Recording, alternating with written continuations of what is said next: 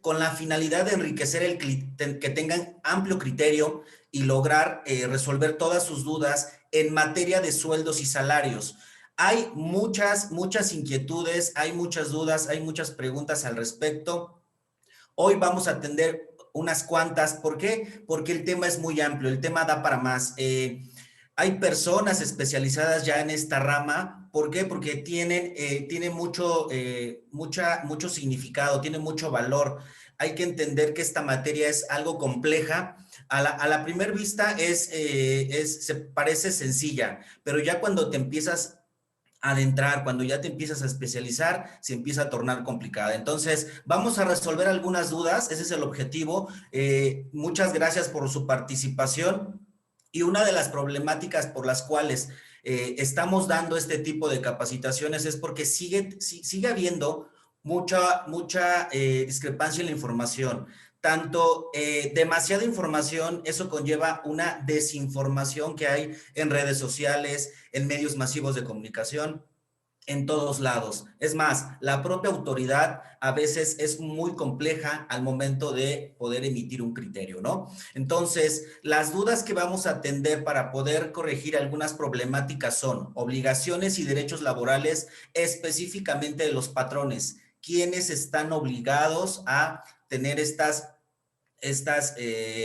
digamos que estas obligaciones que para efectos de sueldos y salarios tienen que pagar impuestos sobre la renta, tienen que tener un expediente, tienen que tener dado de alta a los trabajadores en el seguro social y N obligaciones que el patrón debe de cumplir? Y por otro lado, también, ¿cuáles son las obligaciones y derechos que tiene el contribuyente? Recordemos que a partir del 2005, desde esa fecha para acá, todos somos contribuyentes. No existe un estado de cuenta particular. Todos los estados de cuenta son fiscalizados. Más adelante vamos a ir viendo por qué estas razones, por qué estas situaciones se han estado dando. Pero bueno, a partir de ya, los trabajadores, por ser simples contribuyentes, tienen que aportar al gasto público. La obligación de ellos es presentar su declaración anual, me queda claro, pero también la obligación de los patrones es la de, digamos que reportar todas sus retenciones que fueron retenidas por la parte del trabajador cuando prestó sus servicios al patrón, ¿ok? En el tema del contenido, cambia un poco el formato, porque nos vamos a enfocar directamente a las preguntas y respuestas que tan amablemente nos hicieron al momento de inscribirse y que les traemos las respuestas correctas para que puedan llenarse de amplio criterio y que puedan discernirlas en su oficina, en su despacho o en su materia laboral, ¿ok? Entonces, como este es un formato totalmente nuevo, nos vamos a enfocar nada más a tres ejes. El primero, un servidor va a dar una introducción breve de los avances o algún tema relacionado con lo que es sueldos y salarios, que de hecho este tema es muy importante, el que vamos a dar en el tema de introducción. El dos, específicamente las preguntas que se fueron agregando conforme se fueron inscribiendo en esta plataforma para poderles dar esas respuestas. Y tres, nuestras recomendaciones que normalmente estamos habituados a dárselas para que ustedes tengan más herramientas al momento de aplicarlos en la práctica, ¿ok? Ahora, ¿por qué llegamos hasta aquí? ¿Por qué llegamos a sobreentender o a no saber muchas cosas que están en el aire en materia de relación laboral? ¿Por qué tenemos tantos problemas en cuanto a demandas laborales, en cuanto a pago de impuestos, en cuanto a contrataciones? ¿Por qué llegamos a tener esta situación? Bueno, yo les puedo decir que este es un tema milenario, es un tema muy remoto. Y poder discernirlo en esta hora no nos va a alcanzar el tiempo, no nos va a llevar. Le toca a cada quien, después de toda esta información que vamos a tener, pues analizar, investigar, buscar la verdad, que eso es lo más importante que me gustaría que empieces a aplicar, que busques tus propias fuentes de información. Esta es una de ellas, pero también hay que entender que hay muchas fuentes de información de las cuales hay que allenarse para poder ser un experto en la materia, ¿ok? Entonces, ¿cuál es la situación principal o cuáles las situaciones en las que tenemos que tener mucha precaución en la relación laboral. Ya una vez que que el trabajador encuentra trabajo, le gusta estar en un lugar para compartir ideas con el patrón, es ahí donde nos vamos a enfocar. Una vez que el patrón ya planeó, ya hizo ya realizó su planeación, su proyecto, su business plan, ya implementó toda una gama de experiencia en su empresa, va a necesitar al trabajador y eso se va a crear en una relación laboral. Eso es lo que vamos a llevar a cabo. Hoy vamos a entender muchas cosas que prácticamente si ya has estado siguiéndonos a través de redes sociales, tenemos ya varios cursos relacionados con esto. Tenemos sueldos y salarios, tenemos asimilables a salarios, tenemos uno que abrimos específicamente por ahí del mes de diciembre de outsourcing y te traemos una importante gama de acceso a cursos de información de manera gratuita que te puedes inscribir a nuestro canal de YouTube para que puedas seguir capacitándote y poder a lo mejor ahondar más en el tema y que te puedas seguir especializando con nosotros, ¿ok? Entonces, ¿cuál es lo importante que vamos a ver? Vamos a dar una pequeña introducción de qué tan sorprendente ya al día de hoy sabemos que la autoridad tiene información de nosotros, tanto trabajadores como contribuyentes. La autoridad ya tiene información que con la mano en la cintura te va a poder fiscalizar de la noche a la mañana. Sí, así como lo estás escuchando. O sea, mañana ya te puede mandar mediante buzón tributario, porque es obligatorio que ya tengas tu buzón tributario abierto, seas persona física, seas persona moral, salvo los trabajadores que no tienen obligación hasta el día de hoy. Pero lo más importante es que con esta introducción que te voy a dar es la capacidad de innovación tecnológica que ya tiene la autoridad para poderte fiscalizar es vasto. ¿Qué es lo que tenemos a continuación? Pues resulta que las instituciones académicas, lo que es la universidad, como la conocemos, nuestra gran casa de estudio, la UNAM, y lo que es la Universidad de Chapingo, cada año se les da base de datos de información para que puedan revisar y que puedan analizar y detectar cuáles son los esquemas de evasión que están surgiendo en estos años. Cabe mencionar que estos análisis que se hacen son de acuerdo a base de datos que la autoridad le da. El 1 de febrero se emitió el comunicado en donde nos dan esos resultados. Esos resultados son basados en ejercicios anteriores. Por ejemplo, el resultado del 2020 se revisaron 3 ejercicios, 17, 18 y 19. ¿Esto qué quiere decir? Que cada año la autoridad le da información a las universidades para que pueda revisar cuáles son los esquemas agresivos de evasión, cuáles son las nuevas modalidades y hacen todo en base a una situación matemática. No crean que esta información la hace un contador en la universidad. No, no, no, no. Un contador en una universidad, un catedrático en la universidad, comúnmente no tiene el conocimiento vasto para hacer un estudio como estos. Se los dan a matemáticos, se los dan al tema científico de la universidad para que puedan evaluar estos datos y puedan identificar y de un todo puedan sacar una prueba muestra para que puedan empezar a fiscalizar en este año. ¿Esto qué significa? Con esta probablemente es la que va a perdurar a través de estos tiempos y se va a ir perfeccionando, ¿ok? Entonces, hay que tener en cuenta esto. Imagínense, desde el 2003, estas evaluaciones, estos resultados, las universidades lo han estado haciendo.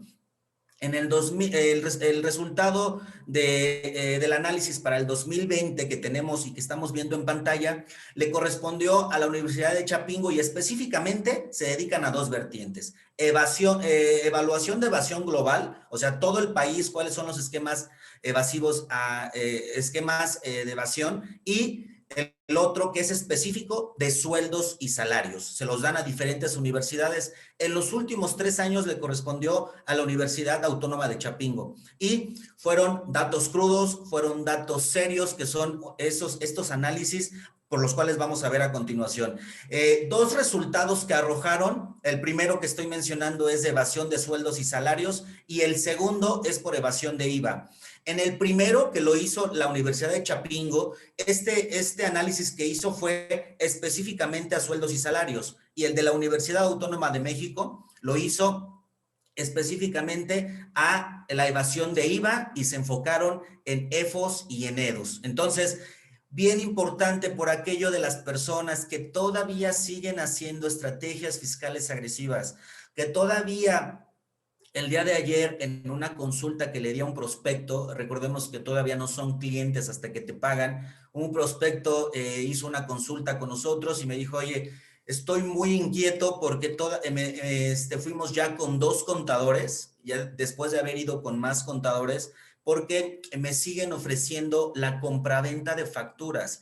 Dentro de la Iguala le siguen ofreciendo la compraventa de facturas, que porque esa es la única forma de salir adelante. Eso es mentira. Por favor, no se dejen engañar. Tenemos a continuación, en esta breve introducción, antes de pasar a las preguntas y respuestas, los análisis de la base de datos de un mundo global de datos, específico nacional, en donde todos los contribuyentes estamos en una canasta y ahí toda esa información se la dan a las universidades para que empiecen a analizar y que revisen cuáles son los posibles evasores de impuestos, y sobre esos la autoridad fiscal se va a focalizar. No lo vamos a analizar todo porque esto nos puede llevar a mucho tiempo y mucha situación de complejidad. Pero les traje lo más importante, que como se publicó el 1 de febrero y todos estábamos el 2 de febrero, que empezó a circular en redes sociales y empezaron a decir, pero nadie le hizo caso porque estaban comiendo tamales, estaban festejando todo el tema de la Candelaria, pues no le hicieron caso y son parte de cortinas de humo en donde debemos de poner atención qué es lo que está publicando la autoridad, porque esto es para donde va a ir la fiscalización. Al final, espero que te quedes para que escuches cuáles son las recomendaciones mismas de las universidades, que es lo que van a aplicar en los próximos 2 años y que tienes que tener mucho cuidado de no cometer estas prácticas indebidas, ¿ok? Tenemos en pantalla el resultado de sueldos y salarios que hizo la Universidad de Chapingo, Universidad Autónoma de Chapingo, perdón, y se basó específicamente en sueldos y salarios, pero miren, aquí lo importante es de que en el 2018, el Tecnológico de Monterrey realizó la evasión de actividades profesionales por aquello de que le estamos buscando 3 pies al gato en cuanto al tema de, no, es que contrátalo por actividades profesionales, aunque es tu trabajador. Ya el Tecnológico de Monterrey ya también hizo un análisis en 2018, y de hecho ese análisis es en donde se están realizando todas las fiscalizaciones en cuanto a materia de actividades profesionales, honorarios, servicios profesionales y actividades empresariales, ¿ok? Y profesionales, perdón. Entonces, bien importante, la Universidad de las Américas de Puebla hizo en el 2017 una investigación de evasión global, y en el mismo 2018 también se hizo un exhaustivo análisis en la base de datos de la subfacturación y subdeclaración. ¿Esto qué significa? Sencillamente, tienes más ingresos de los que declaraste y no estás facturando todas tus operaciones. A eso se refiere la subfacturación y la subdeclaración. Todos estos análisis son enfocados, son estrictamente de acuerdo a estadísticas reales. O sea, no es que vamos a tomar una muestra de un comercio, no, vamos a tomar muestra de la base de datos del Registro Federal de Causantes. O sea, las universidades no se fumaron esta información. Las universidades, la autoridad les dio información, ¿sí? A manera estadística, y ellos hacen sus procesos matemáticos, implementan sus estrategias de innovación tecnológica para poder aplicar cuáles son esos resultados. Y vamos a analizar nada más brevemente el resultado de la Universidad Autónoma de Chapingo que realizó en cuanto a la evasión de sueldos y salarios. Y bueno, échate un clavado, te invito a que revises, está muy corto, la verdad, son cerca de 40 hojas que te las yo creo que dura más una serie de Netflix o dura más una serie que te avientes en YouTube. Entonces, esto te lo vas a revisar muy rápido y vas a entender muchas cosas, cómo están revisando la autoridad por parte de las universidades todo este esquema. ¿Cuál es el tema principal en su resumen ejecutivo? Pues nos están diciendo cómo realizaron la investigación y cuáles son la base de datos que sirven. Les explico que en el resumen ejecutivo de este resultado ya les pusieron nombre y además ya tienen las bases fijas en las estadísticas con el tema de esquemas de evasión de redes de patrones. Ya le pusieron nombre como tal. La red se llama Red de Patrones Coludidos. Nosotros en la firma de Ferreira Consultores les llamamos los MMA. ¿Sabes cuáles son los MMA? Son los mientras me agarran. Y estos ya la universidad les puso Red de Patrones Coludidos. ¿Esto qué significa? Son patrones que se unen para poder evadir la carga fiscal tributaria o la carga tributaria en materia de sueldos. ¿Qué patrón une a otro patrón mediante su enlace que es el trabajador? Detectaron a un mismo trabajador con 3 patrones. Eso es importante que lo tengas en cuenta por la situación de la subcontratación, por el tema del outsourcing informal y obviamente por las malas prácticas, ¿ok? Otro tema importante es el cálculo de evasión por trabajadores y posteriormente por patrón. Al final detectaron que efectivamente el patrón es el principal responsable en un 95% por la evasión fiscal en cuanto al tema de impuestos sobre la renta. ¿Por qué? ¿Por qué se llegó a esa conclusión? Porque definitivamente el patrón tiene la obligación de retener y enterar. El trabajador nada más tiene la obligación de presentar la declaración y muy probablemente le dé saldo a favor o un pequeño impuesto a pagar. Entonces, hay que tener mucho cuidado con ese tema. Este estudio, este análisis está muy fuerte y es lo que próximamente va a venir. En el resultado nos arroja en el 2019, 23,528 patrones involucrados. ¿Esto qué significa? Que ya los tienen identificados y son 23,528 patrones que están identificados en el tema de redes de evasión fiscal, denominados como redes de patrones como lo mencionamos en la diapositiva anterior, que son red de patrones coludidos, así les llama, como les vuelvo a repetir, nosotros le llamamos MMA, los mientras me agarran, y que le están jugando al vivo en este sentido. Entonces, ¿cuál es el análisis y cuál es el estudio que hacen? Analizan toda la red de patrones que hay en una base de datos, definen cuáles son los patrones coludidos, la red de patrones coludidos, los separan de los que no tienen mayor problema y para basarse en esa métrica, ¿ok? Y al final detectan cuáles son los patrones coludidos, cuáles son esas personas que definitivamente están emitiendo o se están arriesgando en esquemas de evasión fiscal. ¿Qué significa esto? Que estos son los encargados ya detectados, lo que acabo de mencionar en los 23,000 patrones que ya tienen identificados. Estos son los que separan de la lista de los normales y los anormales y estos 23,000 patrones ya son los que van a pagar, obviamente los van a denunciar, los van a llevar a una situación de revisión, van a hacer un análisis exhaustivo, les van a mandar auditorías y N cantidades de situaciones para que se corrijan o que paguen los impuestos, ¿ok? Si no pagan los impuestos, entonces se van a lanzar con el tema penal, ¿ok? Ahora, ¿cuáles son los datos? Que esto quiero que lo pongas así como que te pongas muy en alerta. ¿Cuáles son los datos que le dio la autoridad, el Registro Federal de Causantes, la Secretaría de Hacienda y Crédito Público, que le dio a estas universidades? Le dio el resumen de los CFDI de nómina. Primer punto en donde tienes que poner especial atención. La declaración anual de las personas morales que son partícipes y que están coludidas en estas redes, ¿ok?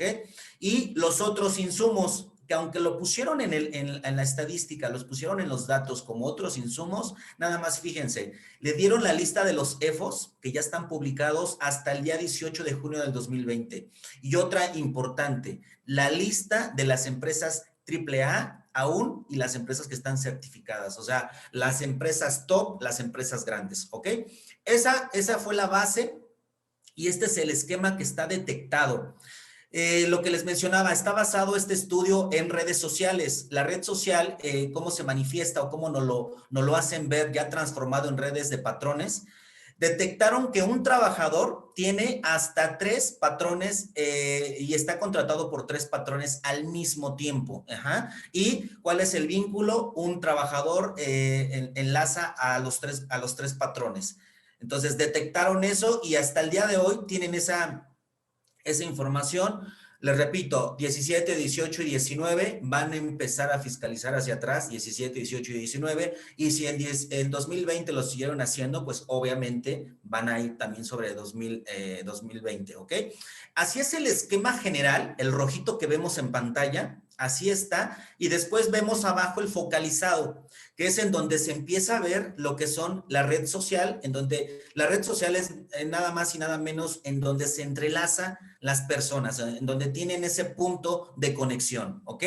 Este es el esquema que ya se tiene. Ahora, ¿cuáles son los montos que evadieron? Ya lo vimos al principio, pero aquí volvemos a poner. ¿Y cuáles son las cantidades que fueron, la dividieron de 0 trabajadores a 10 trabajadores? En 2017 evadieron 294,000 pesos, ¿sí? Reflejado en millones de pesos.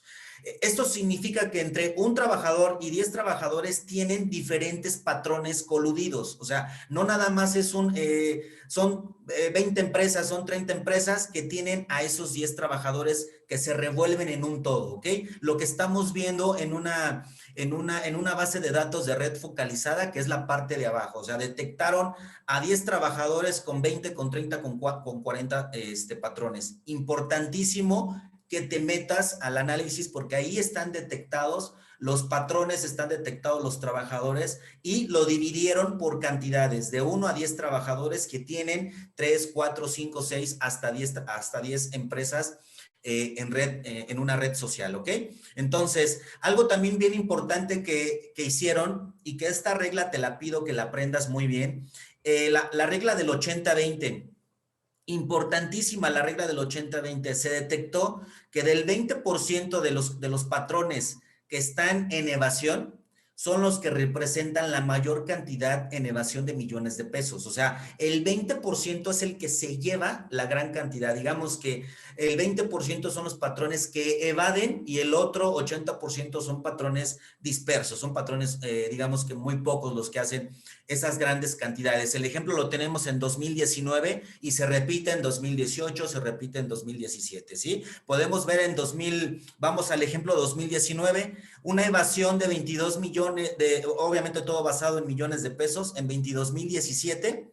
Estamos hablando que el 20% representa 17,614 y solamente casi cerca del 25% de los patrones son los que evaden esta cantidad. Entonces, nuevamente la regla de Pareto, que es el 80-20, es aplicada y es fundamentada en esta estadística. Como conclusión de este análisis que tiene, es que definitivamente todo lo que es la red de fiscalización o la red de evasión que tienen los patrones, obviamente ya está detectada y se encontró y se determinó que la gran causa de lo que es la evasión la implican los patrones, o sea, los responsables son los patrones y no hay de otra, no hay para dónde hacerse. Esto lo demuestra en términos generales el CFDI de nómina, entonces mucho cuidado a la elaboración del CFDI. Más adelante en las preguntas y respuestas tenemos más información, entonces hay que tener mucho cuidado. Otra cosa que me impactó es hacia dónde va la fiscalización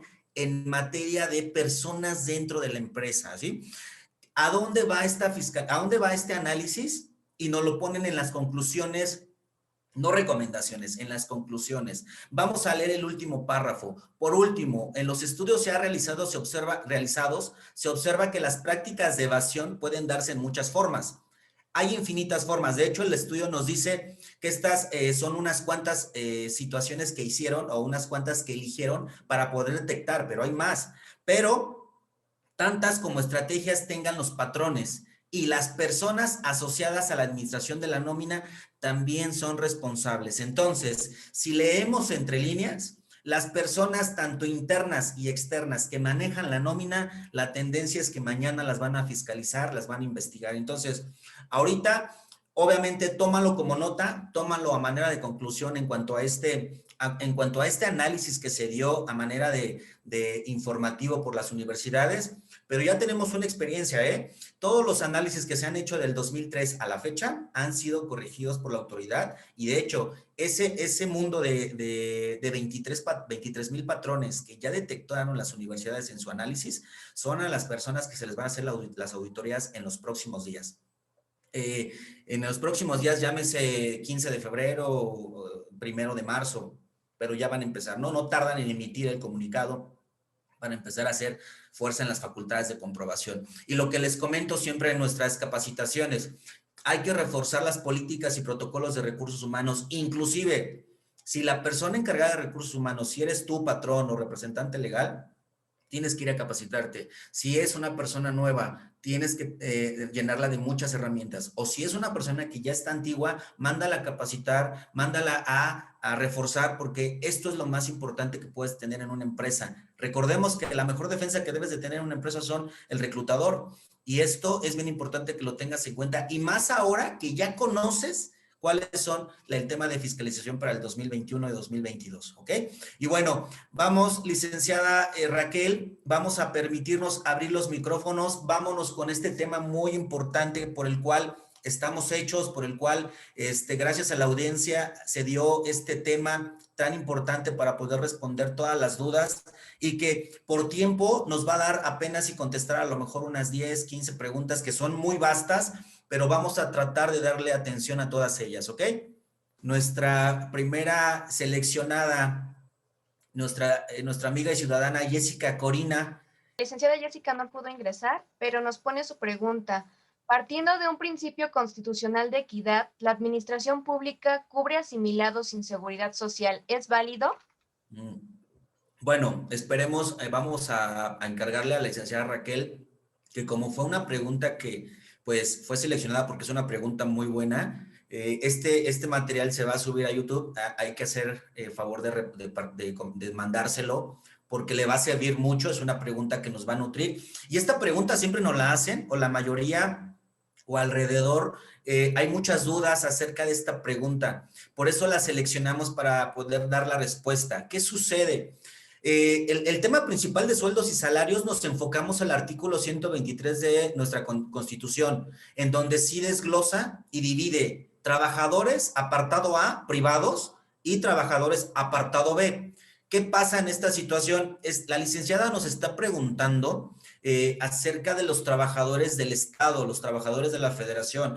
Hay una ley, así como hay la Ley Federal de Trabajo, que aplica al privado, la Ley Federal del Trabajo normal, común y corriente que conocemos, apartado A, que de hecho especifica así. También hay una Ley Federal de Trabajadores al servicio del Estado.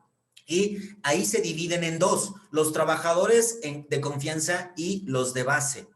Vamos a hacer un resumen muy rápido. Los de confianza son los funcionarios públicos y los de base son como nosotros, son trabajadores que se esfuerzan, van todos los días a trabajar a la oficina de gobierno, etcétera, etcétera. ¿Ok? Y aquí el punto importante y la respuesta que nos dijo es lo que me hubiera gustado que estuviera aquí. ¿Por qué? Porque ella, obviamente, nos podría ahondar un poco más en el tema. Pero tal cual la pregunta no la está haciendo, aquí podemos resumir que sí, efectivamente, la ley del impuesto de la renta da una facilidad de pagarle a los funcionarios y demás prestaciones y a los trabajadores que se asimilen, artículo 94, fracción 1.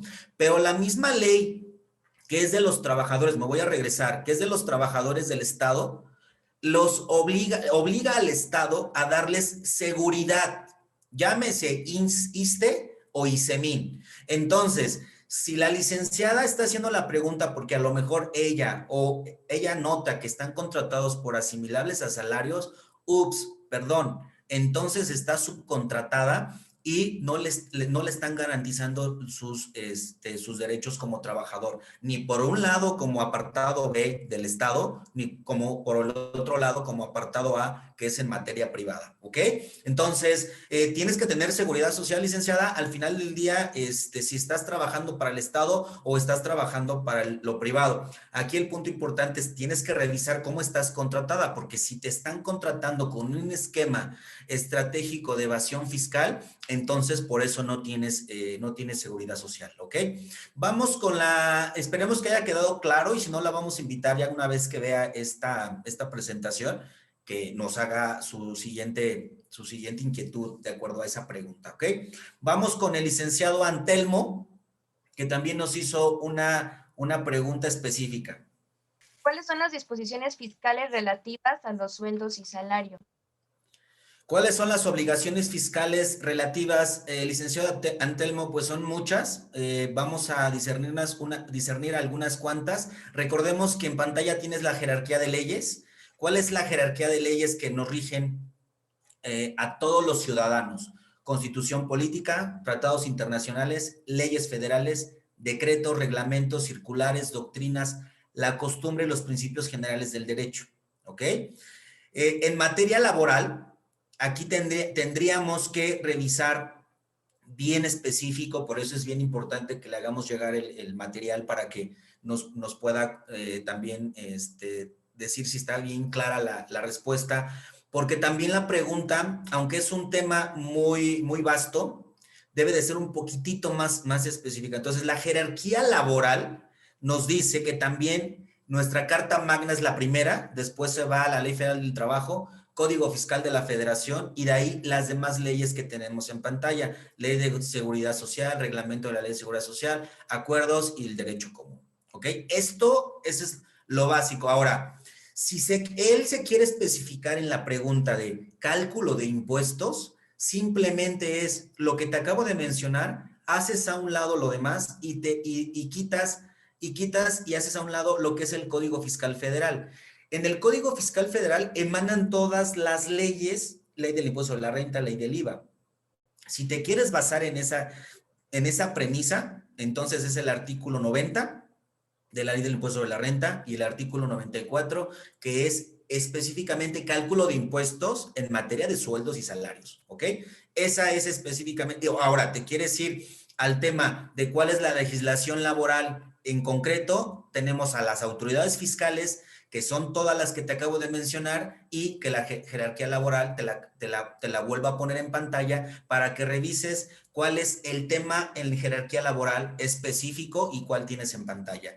Recordemos que nuestra Carta Magna es específicamente la Constitución Política de los Estados Unidos Mexicanos y de ahí le sigue la especialidad a la cual quieres abordar, ¿ok? En este caso sería la Ley Federal del Trabajo, ¿no? No te rige la ley del impuesto de la renta. Eso nada más es un cálculo de impuestos. Eso que quede bien específico, ¿ok? El licenciado José Abel. Cuando a un empleado la empresa le deposita fondos para realizar gastos por cuenta y orden de esta, ¿qué tipo de CFDI le corresponde? El CFDI que le corresponde es el CFDI de nómina, lo tiene que hacer mensualmente o lo tiene que hacer quincenalmente o semanalmente de acuerdo a cómo le depositen la nómina y ahí lo puede reflejar. Y ahí también tiene para poder hacer los descuentos y poderlos grabar si es que no regresa en un lapso mayor a un mes, a 30 días el reembolso de gastos. Pero también podemos hacer un CFDI anualizado, que la misma ley en el artículo 99 no lo permite. El patrón tiene la obligación de emitirlo, artículo 99, fracción sexta. Y por otro lado, también la resolución miscelánea fiscal en el 2021, en su número 2.7.5.3, nos dice que si tú elaboraste los recibos de nómina constantemente de acuerdo a cómo le pagaste y ahí registraste los viáticos, entonces te evitas realizar la constancia de viáticos anualizada. Entonces, hay que tener mucho cuidado con eso, revisarlo muy bien. Si los hiciste mensualmente, si hiciste los recibos de nómina correctamente, pues no pasa nada. Y ahí registraste los viáticos, bueno, ya no tienes obligación de tu patrón generarle una constancia por viáticos al trabajador.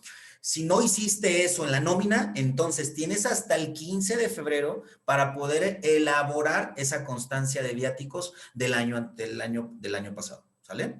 Del 2020 en este caso. La licenciada Ana María. La pregunta que nos hizo fue, si el trabajador no avisó de que va a presentar declaración anual al patrón, ¿puede presentarla? Claro que sí, y sin responsabilidad. Resolución miscelánea fiscal 2021, contribuyentes relevados de la obligación de presentar declaración anual en su número 3.17.11.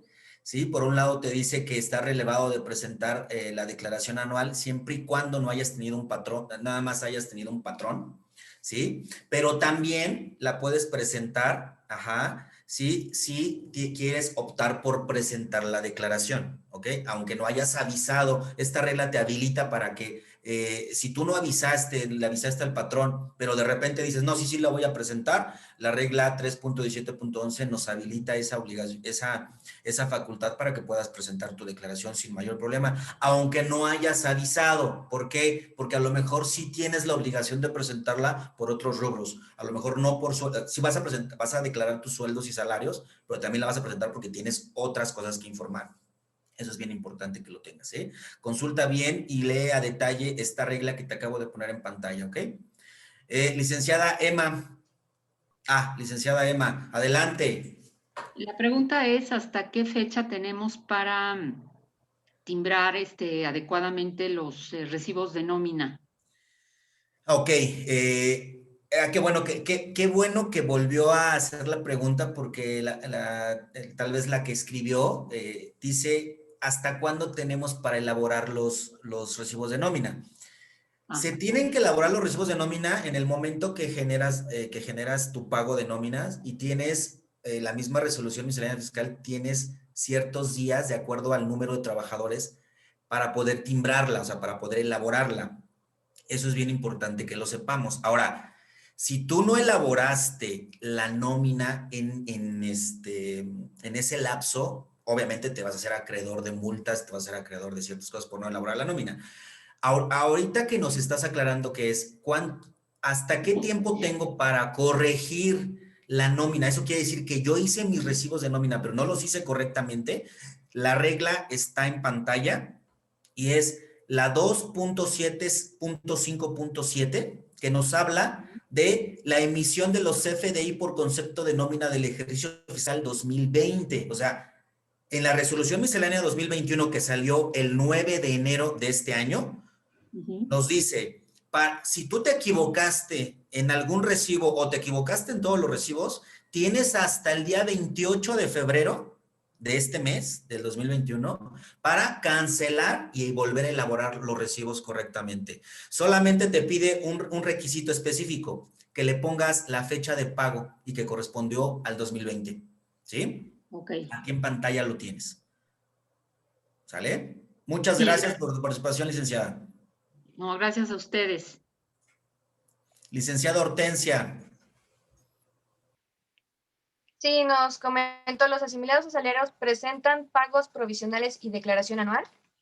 No, licenciada Hortensia, no presentan pagos provisionales, pero sí presentan declaración anual. Recordemos que los asimilables a salarios sí tienen la obligación de presentar la declaración anual porque efectivamente tienen dos patrones. En muchos de los casos, no quiero decir que en todos, pero en muchos de los casos sí tienen dos patrones, por eso son asimilables a salarios. Entonces, sí tienen la obligación de presentar la declaración. Si esa es la pregunta y si tiene alguna otra duda referente a esa pregunta, con mucho gusto de una vez aprovechamos.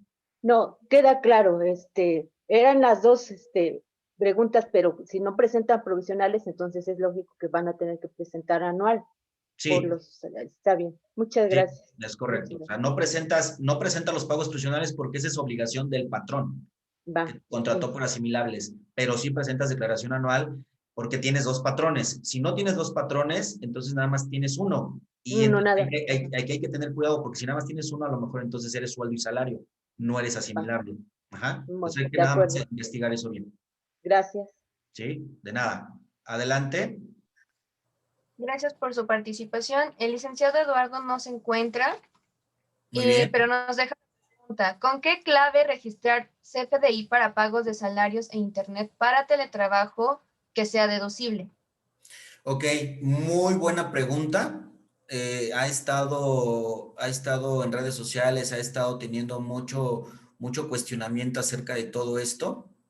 Y la verdad es que todavía la autoridad no aclara eso, porque apenas modificó la Ley Federal del Trabajo, apenas la está adecuando. Y no te preocupes, licenciado Eduardo, porque aquí la cuestión es, apenas se modificó la Ley Federal del Trabajo y algo bien importante, a lo mejor estás trabajando vía, la pregunta de ser porque ha de estar confundido también, porque como está trabajando en casa y está trabajando administrativamente, a veces va a la oficina y todo eso, eso no significa que sea teletrabajo. Recuerden que la nueva modificación es para el teletrabajo. El teletrabajo es completamente estar en casa, ¿eh?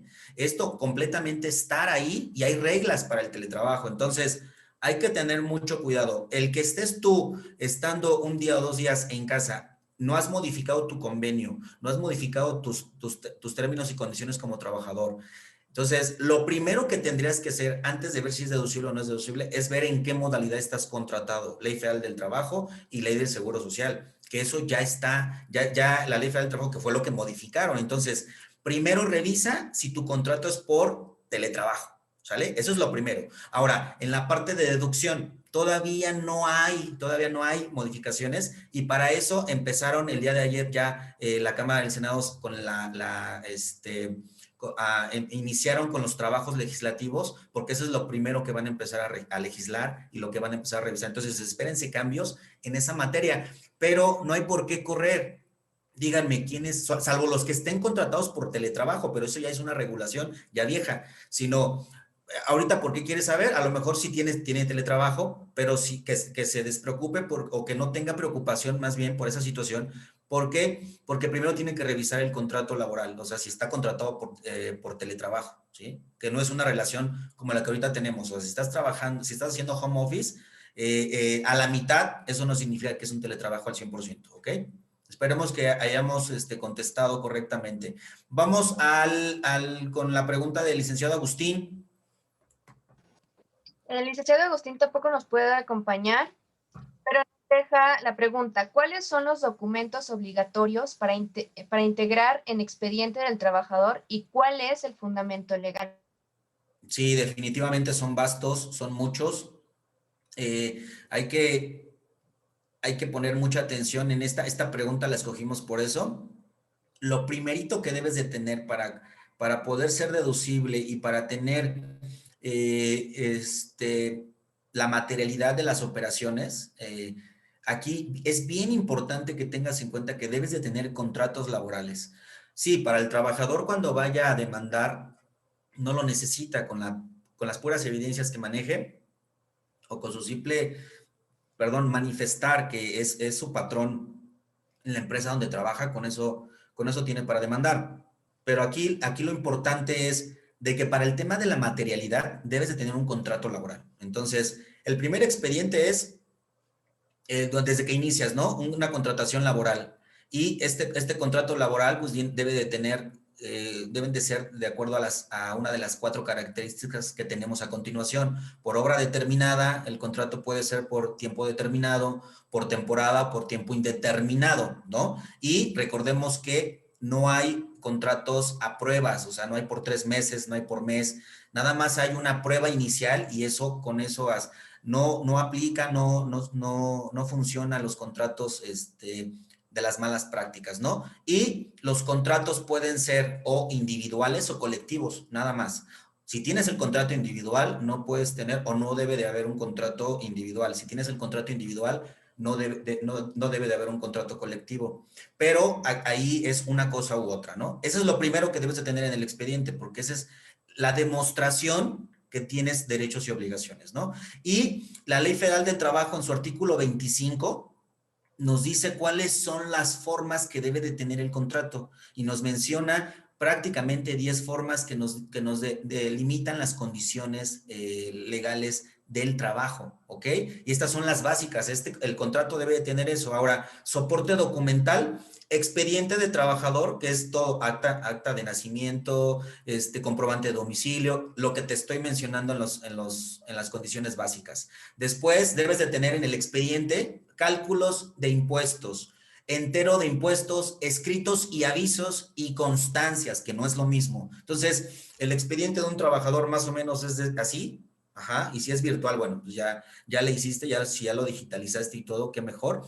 Y el artículo 132 de la Ley Federal del Trabajo, obviamente nos obliga a emitir las constancias y los escritos. Aquel trabajador que no quiera emitir constancias y no quiera emitir, pues obviamente los escritos al trabajador, comprobación de la relación laboral, pues obviamente se va a hacer acreedor de multas. El artículo 989, pues obviamente ya implican multas que van, la multa por no dar un escrito, la multa por no dar una constancia va de 4,000 hasta 130,000 pesos, ¿no? Entonces, pues ya no hay vuelta atrás. Recordemos que la jerarquía laboral es prácticamente lo que mencionamos con una pregunta anterior, y todo esto tiene cierta documentación que tienes que llenar, y ya te mencioné la mayoría de lo que debe de llevar, y de ahí ya se deriva cuál es tu perfil de puesto, a qué te dedicas, cuál es la política de tu empresa que debe de estar en tu expediente de trabajo, N cosas. La licenciada Berta, ¿cuál es la pregunta de la licenciada Berta?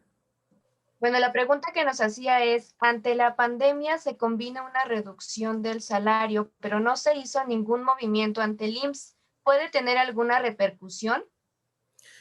Sí, y el primero que puedes tener es que tienes, el primero, perdón la redundancia, el primero que puedes tener es que estás pagando de más sueldos y estás pagando más sobre la base del sueldo y salario. Y está permitido hacer la reducción, artículo 33, nada más que te voy a aconsejar y te voy a recomendar algo.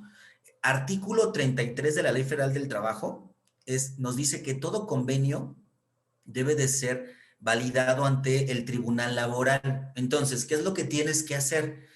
Si ya tú conveniste con el trabajador, debes de actualizar el contrato, debes de ponerlo en dentro del contrato actualizado, o actualizar en un anexo, poner que ya modificaste el salario. Obviamente, si modificaste el salario, modificaste la jornada, y ese es el convenio que vas a llevar primero al tribunal laboral. ¿Ok? O junta de conciliación y arbitraje, que ya no se llama así, es tribunal laboral. Entonces, lo vas a llevar, lo vas a ratificar con ellos, no te van a cobrar, es gratuito, y con eso, ahora sí, realizas la modificación de salario. Totalmente permitido, y nos lo dice el artículo 57. Para el trabajador, podrá solicitar al tribunal la modificación de las condiciones de trabajo cuando el salario no sea remunerador o sea excesiva la jornada de trabajo. Patrón, el patrón podrá solicitar la modificación cuando ocurran circunstancias económicas que la justifiquen. ¿Qué es lo que está justificando en este momento? El tema pandémico, ¿ok? Entonces, ese es el fundamento. Licenciada Marisela. ¿Qué tipo de prestaciones sociales se puede dar al empleado sin que incremente el pago del IMSS?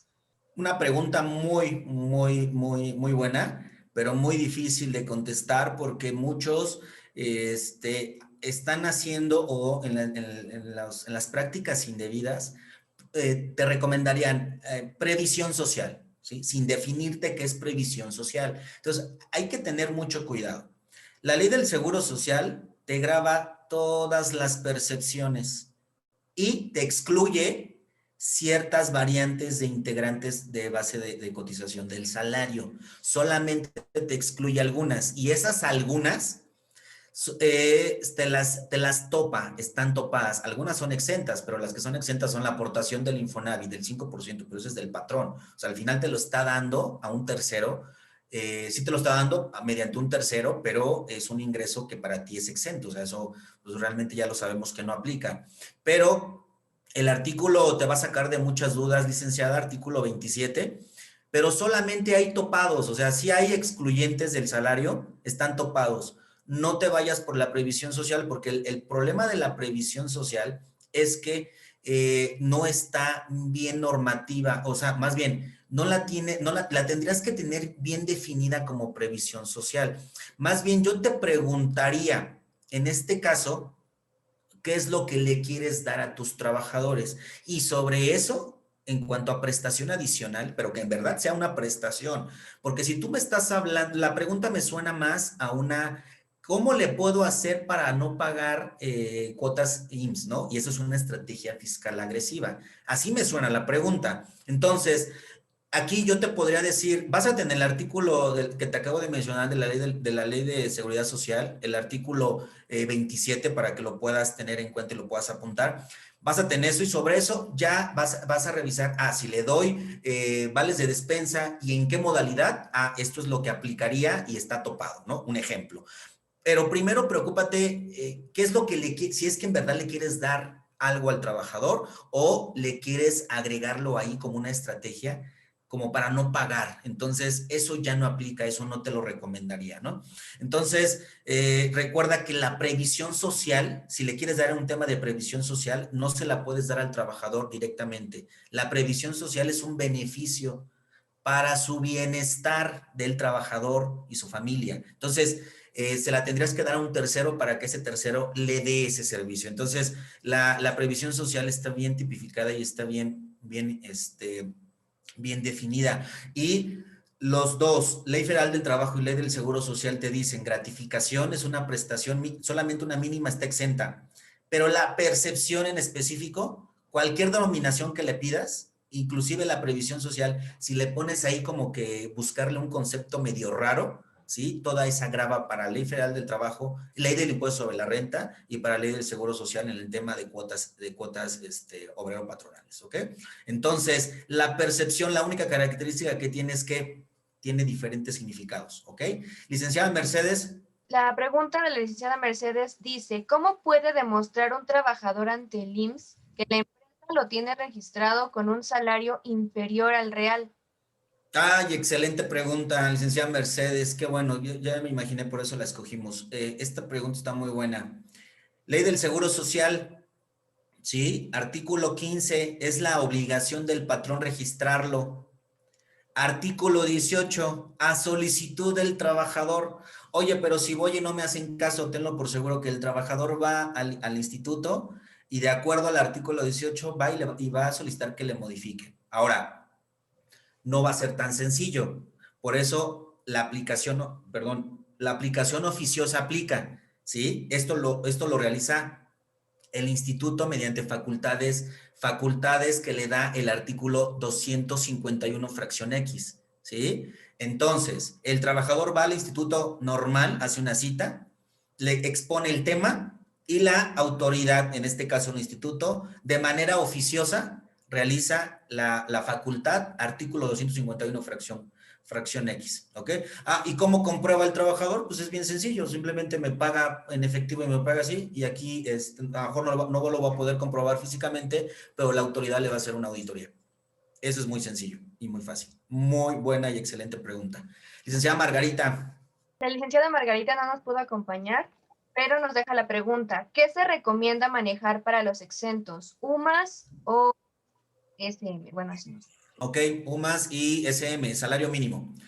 Recordemos que a partir del 2016, en enero de 2016, nuestra constitución fue modificada y recuerden que ha venido modificándose de acuerdo a los tratados internacionales y se ha venido modificando. Entonces, ella nos dice qué es lo que recomendamos para las deducciones exentas, ¿no? Ella nos pregunta eso, pero no hay una recomendación como tal. O sea, a partir del 2016, a partir de enero se modificó la Constitución y nos dice, los salarios mínimos no podrán ser utilizados como índice, unidad, base o medida, ¿sí? Y el artículo 20, eso lo decimos en el artículo 123.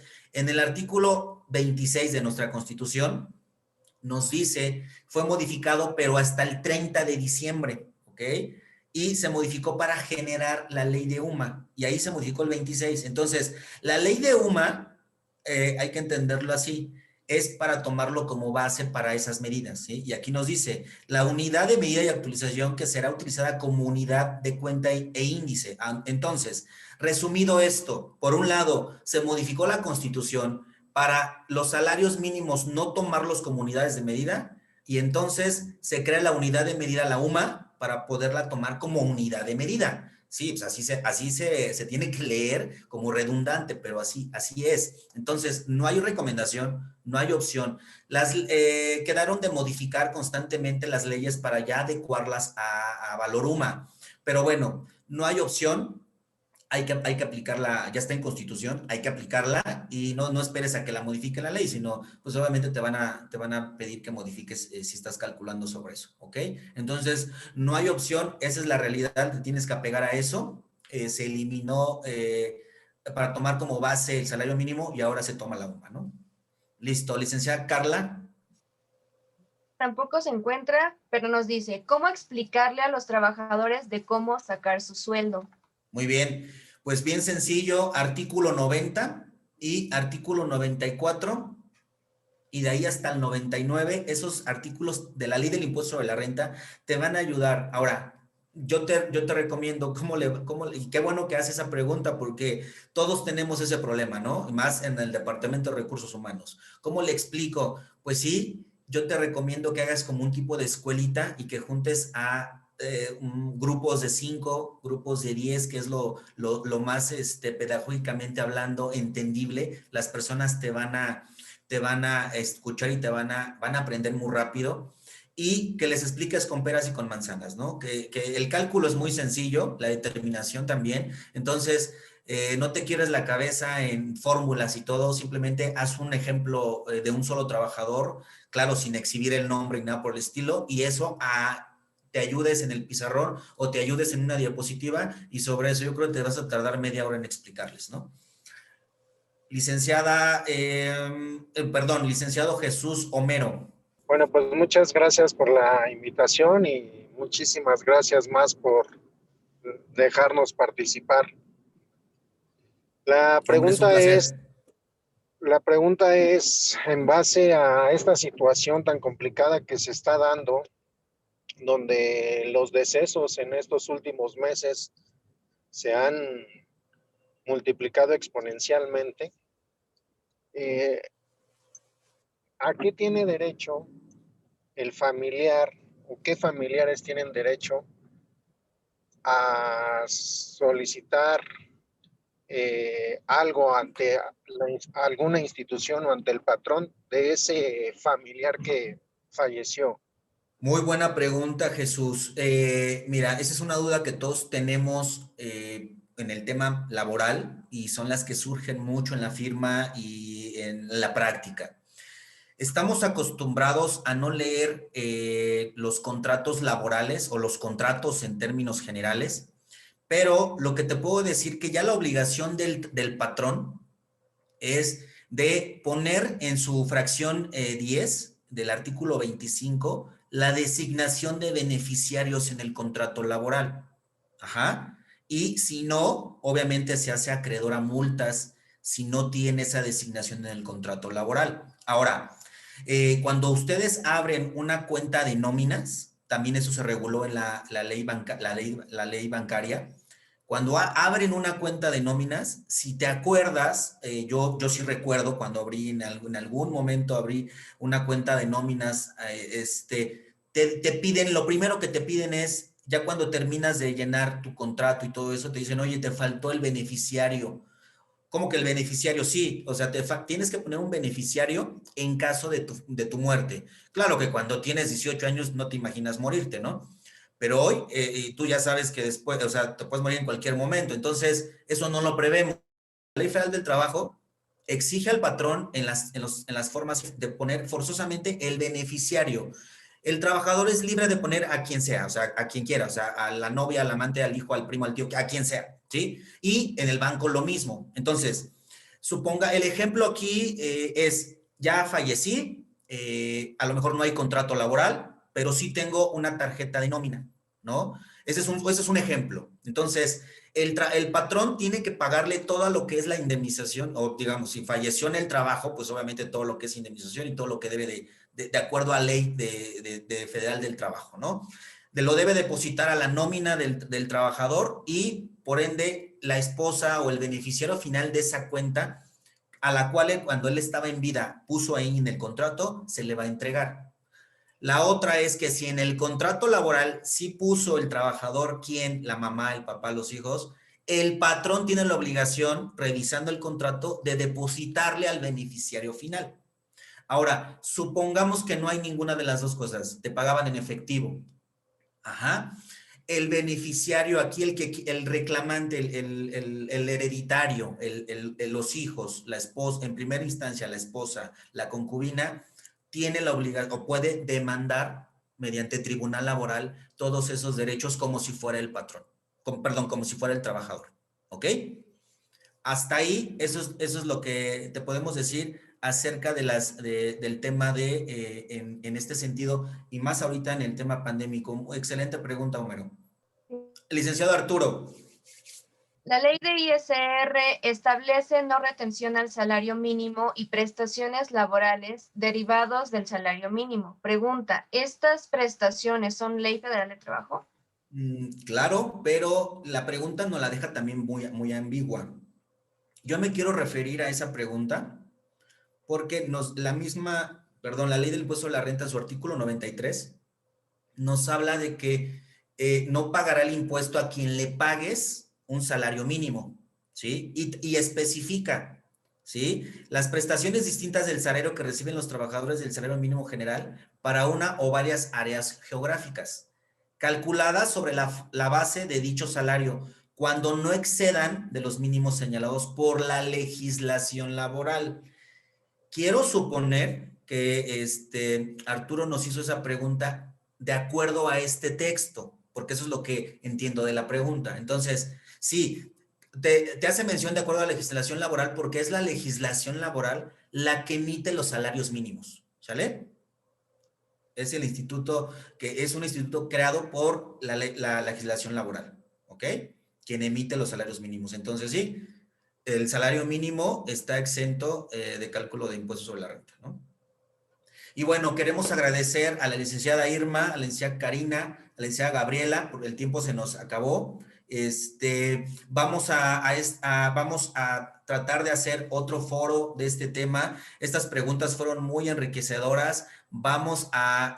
Muchas gracias por su participación y a continuación vamos con las recomendaciones, que estas recomendaciones son tomadas del análisis que que hicieron las universidades, la Universidad Autónoma de Chapingo y la Universidad Autónoma de México, y que es bien importante que las tengas en cuenta. ¿Por qué? Porque esto es la próxima fiscalización que va a haber, ¿sí? Lo primero que nos están recomendando es poner candados en CFDI de nóminas. Tengan por seguro que en el próximo año o en este año se van a modificar, va a haber más modificaciones al CFDI de nóminas, ¿no? Presentación, están recomendando las universidades, estas academias que hicieron el estudio, que presenten la declaración anual más personas físicas, o sea, que no se limite a los 400 anuales, sino que baje ese límite de 400,000 pesos anuales, ¿ok? Auditorías orientadas específicamente a sueldos y salarios de manera electrónica, que la autoridad siga mandando esos avisos a los contribuyentes diciéndole que tiene anomalías en su nómina, ¿no? Que empiece a verificar variantes categóricas registradas, las deducciones, que revise los viáticos, que revise más a fondo esta situación, y nos hace mención también en su recomendación quinta del visor de nóminas, que de plano está muy carente, que no tiene mucha información y que además ese visor de nóminas no está accesible para todos. ¿Por qué? Porque muchas veces el trabajador no tiene acceso a internet. Que cree otros mecanismos para que el trabajador se dé cuenta de que el patrón lo está engañando, ¿sí? En el 6, pues obviamente que tome indicadores básicos para realizar una auditoría y que se base específicamente en el CFDI, que tiene mucha materia y muchas cosas de donde cortar, ¿no? Y obviamente que haga campañas para poder crecer lo que es la cultura fiscal. En México no tenemos una cultura fiscal. Y bueno, otra de las recomendaciones bien importantes que les tengo es, pues, que esto que estamos sufriendo es un salto cuántico, es un salto que no nos lo esperábamos nadie en lo absoluto y que ya lo estamos viviendo. Lo importante que tienes que aprender es que ya tienes que pasarte a lo tecnológico, tienes que empezar a crear e innovar y utilizar las herramientas. Si hoy no estás optando por utilizar el pase tecnológico, estás tendiente obviamente a la decadencia.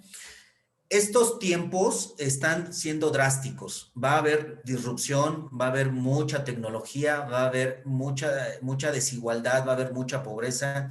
El crecimiento va a seguir siendo lento. En una pregunta que nos hicieron, pues obviamente es importante saber que si me muero, ¿a quién le voy a dejar eso que ya trabajé, ¿no? Entonces, hoy hay que preocuparse qué es lo que voy a hacer más adelante, porque vienen tiempos de escasez, vienen tiempos de hambre, va a haber muchas muertes, obviamente, y tenemos que entender que esto ya es un tema global. A partir del 2000 para acá, ya somos ciudadanos globales.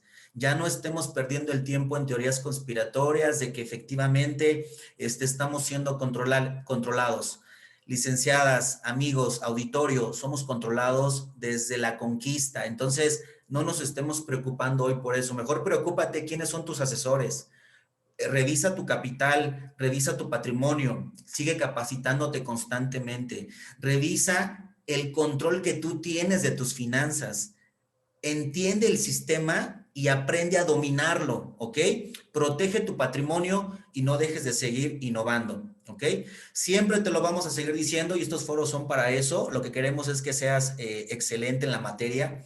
Hoy te acabamos de dar una información muy valiosa y seguimos insistiendo. Existen infinitas formas correctas de crecer. Aquí lo importante es de que las conozcas y hoy acabas de conocer una de ellas, ¿ok? Algo que te quiero mencionar es de que muchas veces te sientes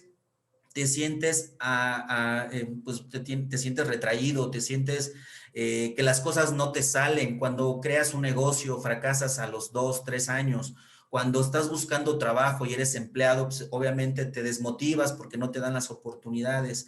Cuando tengas ese tipo de circunstancias, detente un momento y piensa, ¿sí? Y recuerda, por ejemplo, Miguel Ángel, ese magnífico escultor, tardó 3 años en hacer a David, pero lo magnífico de esta persona es de que 3 personas o 2 personas antes que él lo intentaron y no lo lograron. Él sí lo logró. Lo mismo pasa en los negocios, lo mismo pasa en las situaciones. Tiene que pasar específicamente un tiempo para poder lograr hacer lo que quieres hacer, ¿sí? Cuídate mucho, mi nombre es Ismael Alejo Ferreira, síguete cuidando y muchas gracias por estar con nosotros.